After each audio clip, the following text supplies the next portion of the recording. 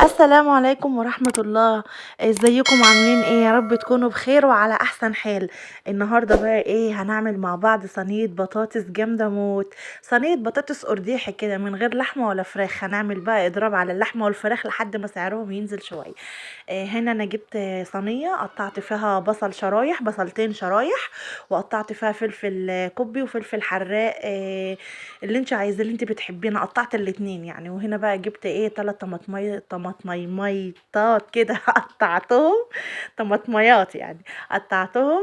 وبعدين حطيت عليهم ملح وفلفل وكمون وحبة كزبرة وحبة شطة وايه وهنزل عليهم بواحدة مرقة دجاج كده. وبعدين بقى هدمج المكونات دي كلها مع بعض كده بايديا وافرك فيهم لحد ايه ما ريحتهم تطلع كده. وبعدين هكون مقطعه البطاطس معايا، بطاطس شرايح، ولا هي عريضه ولا هي ايه رفيعه، وسط كده.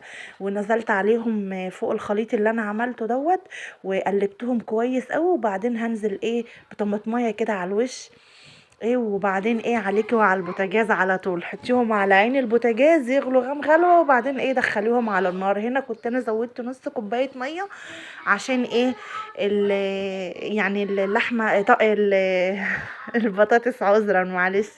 البطاطس ايه طبعا مش هتنزل حاجه فايه تستوي يعني بسرعه وكده.